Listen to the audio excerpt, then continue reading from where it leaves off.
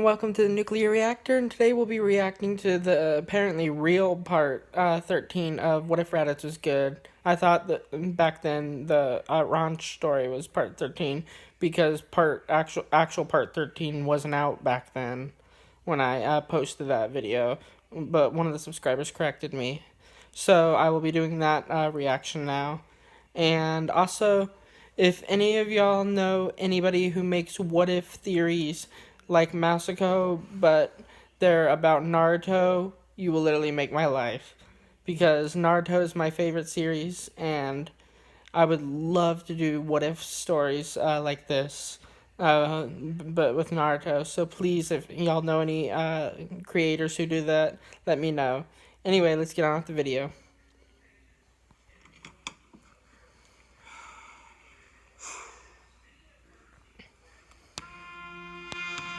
Don't worry, guys. I think I can do you justice here. No, I can't. It's too much pressure. Too many people could unsubscribe. I mustn't! Dang it, I must. For their sake. I'm gonna go to the chair and I'm gonna do you proud. Just watch me.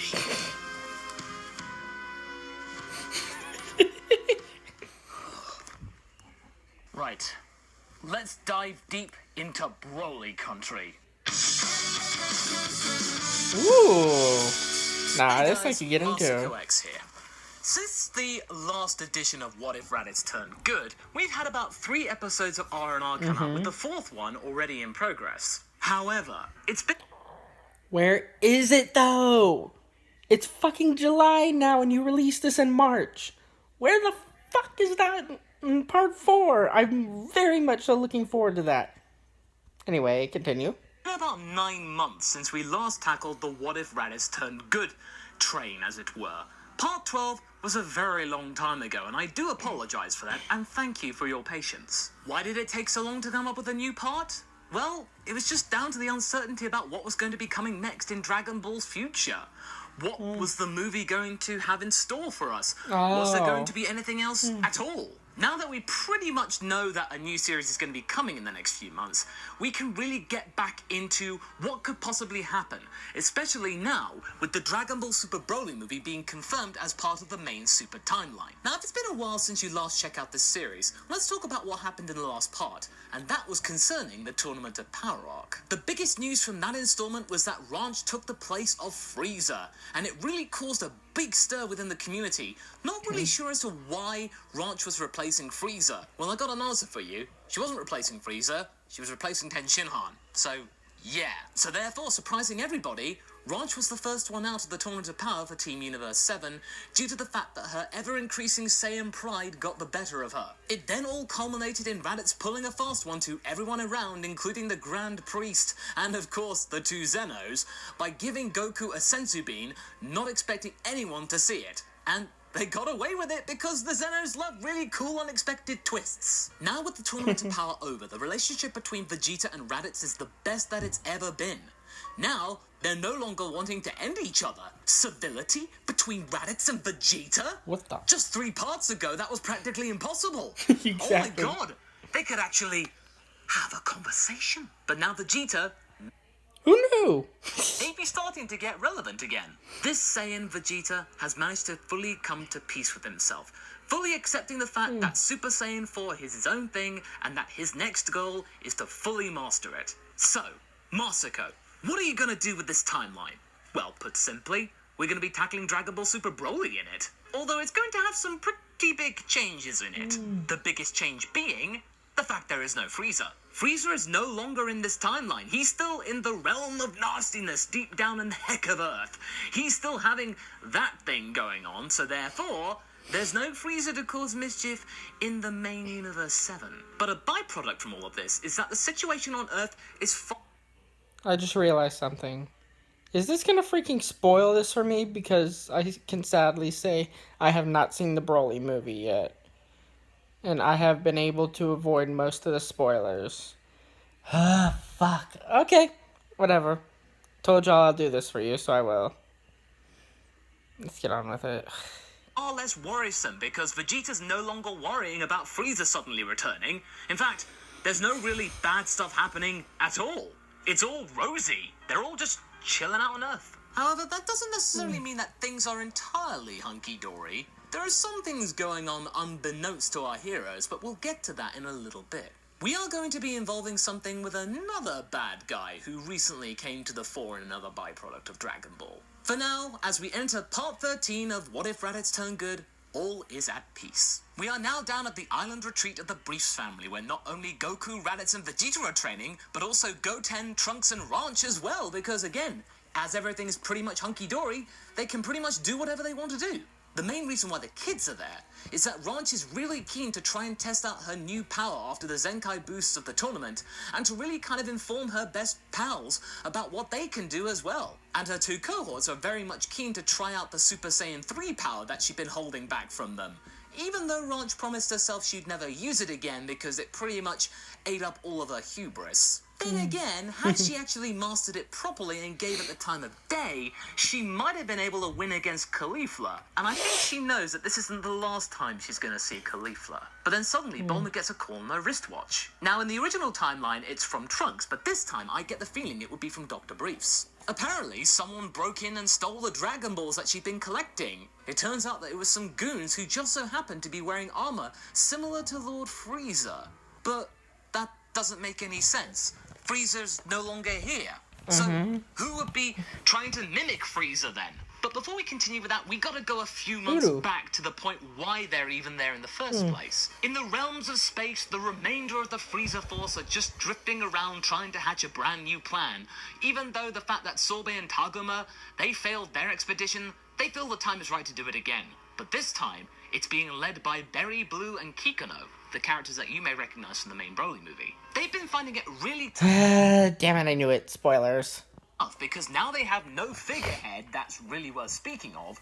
They've been having a tough time trying to gather new material and new soldiers for the Frieza Force because there's no figure. Not even Sorbet. Sorbet had, like, some good influence, but Berry, Blue, and Kikuno, they didn't exactly create inspiration or intimidation. That being said, due to the fact that they're more keen to keep the soldiers that they have instead of offering them for no good reason, it means that the numbers that they have is similar to what we actually have in the Broly movie, because, you know, they're still around.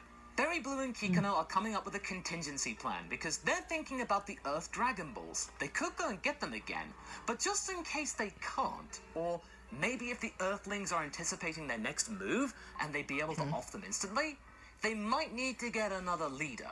Kikuno's trying to figure out who on Earth could be just as intimidating and formidable. Who on Earth? Sorry. As Lord Frieza. But Berry Blue isn't all that worried. She's got someone in her mind that might do the job just perfectly. Even better than Lord Frieza, maybe. His brother. Cooler. Cooler? Masako, you're bringing Cooler into the mix? Well, how? Well, like Cooler said in the Super Dragon Ball Hero special, if his little brother can do it, then so can he. But Spoilers of that, too. I'd actually, after seeing some of the stuff, planned on reacting to that because I haven't seen any of the Dragon Ball Heroes. So I was going to react to that for y'all. Spoilers everywhere. Besides, if Broly can be brought into the main timeline, then why can't Cooler? I mean, come on. It's so obvious that the next material for the next Dragon Ball movie is going to be about Cooler. Berry Blue knows exactly where to look for Cooler. So the next Dragon Ball movie is going to be about Cooler. Of course. Another spoiler. Because she pretty much raised Frieza and Cooler from when they were little kids. She knows exactly what they're thinking and where would they go. And they managed to locate him deep on a Dust Bowl world where he basically created a personal exile, waiting for the moment when he can next strike next and claim his spot next to Frieza, or maybe usurp him. The reason why I think this is because where we find him in the 5th movie of DBZ. He's basically just stalking about on a throne on a nearby Dust Bowl of a planet. I think that's where he is right now. This all changes when Berry Blue approaches the planet and Cooler recognizes her instantly. And it's not really like, oh my dear darling Berry Blue, oh how I missed you, I've missed you so much. No, it's just curiosity. The mood is cordial enough though. Berry Blue and Kikuno request an audience with Lord Cooler and ask him to represent the Frieza Force as a figurehead for the organization. A figurehead of the Frieza Force? Are you serious? No, no, no, no, this will not do. Is Frieza back somehow? What does he want to do?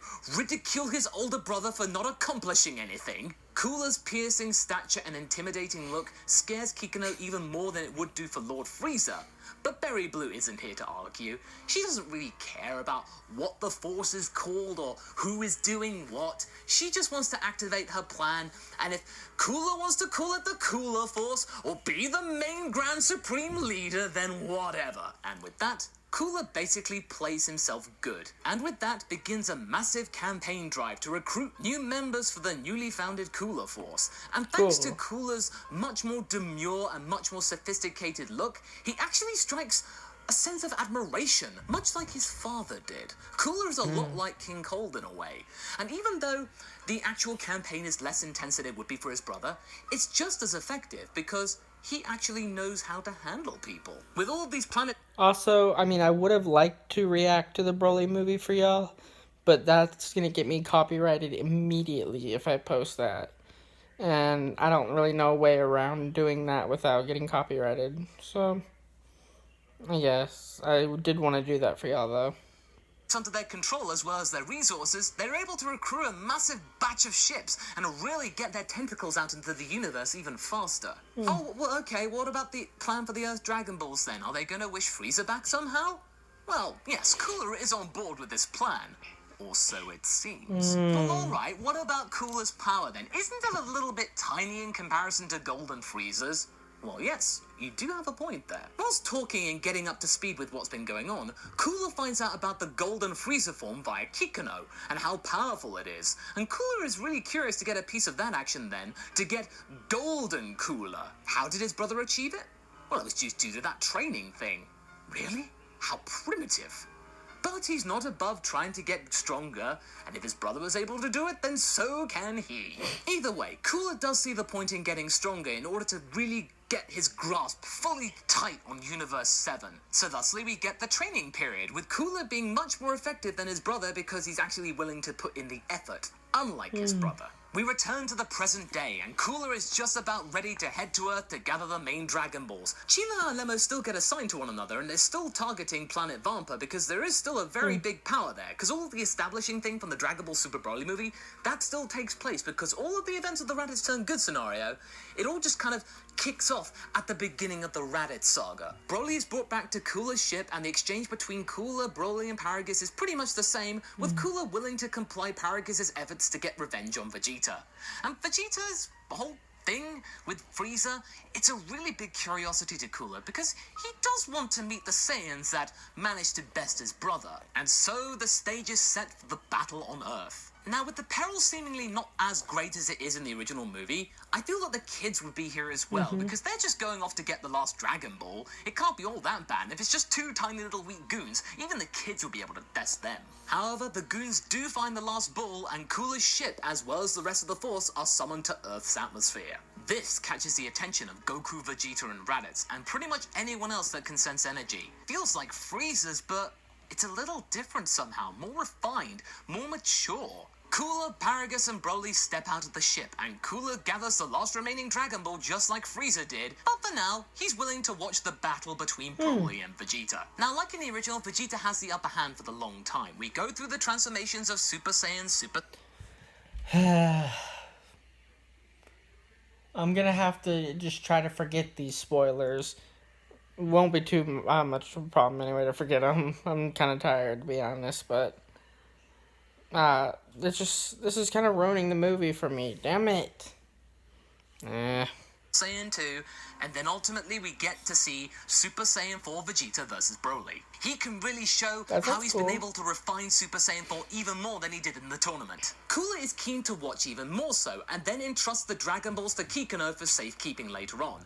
He's playing along, but eventually, I get the feeling that Cooler will want to wish for something himself. He's not going to bring his brother back. He's going to get immortality, power, and everlasting life, something that his brother never achieved. Ha! Vegeta is beginning to flag majorly. He's not weakened or anything, but he's losing energy fast, and I get the feeling that this would be the point in the story where Raditz steps in without Vegeta's request. Vegeta, battered and bruised, curses Raditz's intervention and impudence, and once again trying to outwit the principal Saiyans. But having said that, deep down, he's actually quite grateful for Raditz's interruption, because now he can actually try and regain some stamina and then go back for round 2. Raditz goes straight into his ace form. If Super Saiyan won't work against Broly now, then it's time to pull out the Super Saiyan God power. We then get to see for the first time Super Saiyan God Raditz. Broly is then exposed to Raditz's God Ki and is sent hurling into the realms of ice and almost succumbs to the watery depths. But this was a big mistake. It unlocks the wrathful form of Broly, and much like we see in the original movie, Raditz is now on the back foot again. It catches Raditz's attention, but he still feels like he's got enough power in reserve. After all, he still has Mastered Blue. He then calls out to Goku, "Brother, I get the feeling that you've been missing out. Why don't you come in and have a go?" Goku doesn't need telling twice. Goku then does his thing, going all the way up to Super Saiyan Blue, including the Godhold thing, trying to convince Broly to be a good guy again, and then we all know that that doesn't work. And then, of course, we then get the, how do I put it delicately? The ice bath. Piccolo communicates with Goku. Ice bath? Don't answer that. I don't want to learn anything. Asks what's going on. Goku's been really flagging, and the fact that Raditz and Vegeta are just dawdling around, why are they doing that? What's going on? Goku hatches the plan to get the 3 of them out of there so they can then regroup and try something different. Now, if you're wondering where the kids are, Whis and Bulma pretty much told them to go home, and I think at this point, they're not going to be told twice, because it's looking pretty dire. Raditz then comes back in to team up with Goku, and both of them going blue, with Raditz then going up even further to Mastered Blue. Cooler is getting impatient. He is bored of this fight and just wants to go back and use the Dragon Balls. He turns to Paragus asking whether Broly can get any stronger, and when finding out that he can't, Cooler just basically offs him with a beam. "If you do not come down and end this, you are going to end up the same way as your father."